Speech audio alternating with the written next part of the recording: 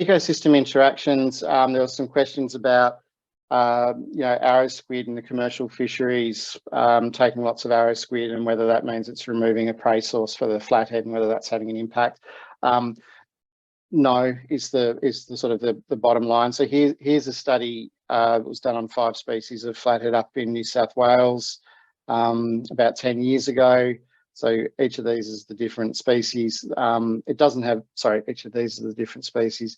It doesn't have sand flathead hidden here, but I do have another slide for sand flathead. They looked at 900, almost 1,000 stomach samples.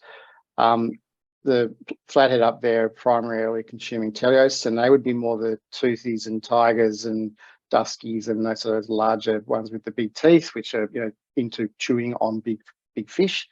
And the point is that they're generalist carnivores. So you have to come right down, mollusks, cephalopods. So the cephalopods are right down the bottom in terms of their prey composition. So it's mainly fish. Decapods, so crabs and various things, and then you move down into these other species that are very small proportion of their diet.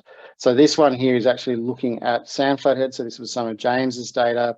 Again, I think this is predominantly inshore, but this is again the difference. You think about, we talked about the morphology of the teeth before, and tigers and toothies having those bigger canine teeth, which are more for grabbing and chewing on fish, where sandy's not so much, and that's more about crushing crabs, and it's a different mouth morphology to feed on different things. So again, you have to come way down the list before you get to squid. So they're opportunistic. They will eat whatever's there, and I think anyone that's fished for these things, particularly when they were in their prime, they are not fussy.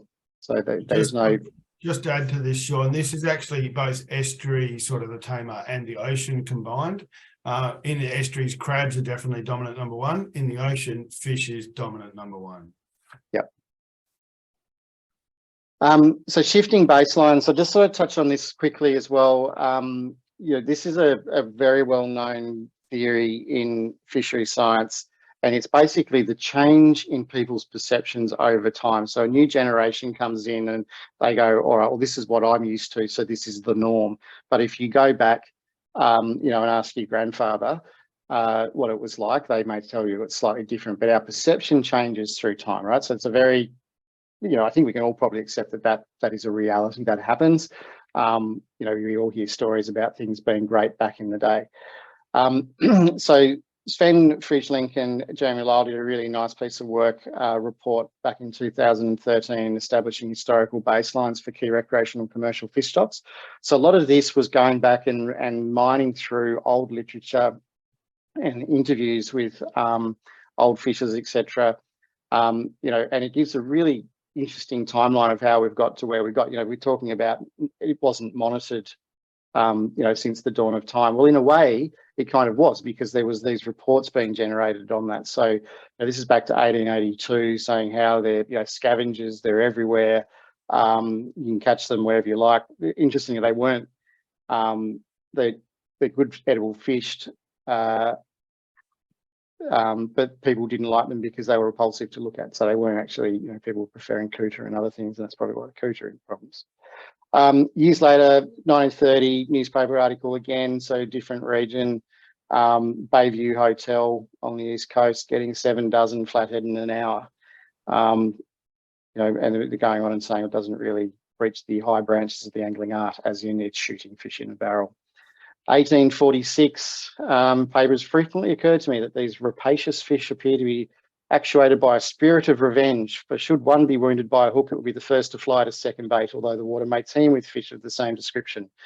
The authors asserted this was flathead and sharks, blah, blah, blah.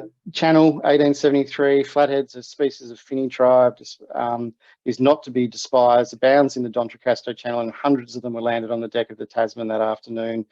Near Hobart, we may obtain excellent saltwater fishing and fill his basket with perch, whiting, flathead, silver, rock cod, etc.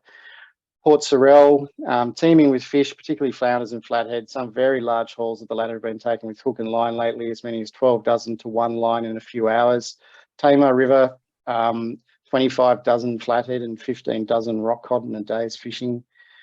Swan River, we used to go fishing at the mouth of Swan, and just inside we'd throw a hand line, you'd get big flathead, no king flathead, but beautiful big sandy flathead around 400 to 500 millimeters. And you'd go around now and there, you wouldn't see one. We used to get the mouth of the Swan, and just inside we'd throw a hand line, so it's the same one. 40 years ago, you could have gone anywhere in the channel and got larger fish. Now you can't.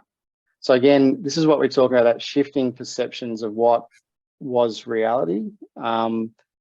And this is one of the tough things that, we've got to now shift that mindset, and why education is important, to understand that, we have a role to play here to bring this fishery back. So we do have a, sustainable fishery going forward for future generations.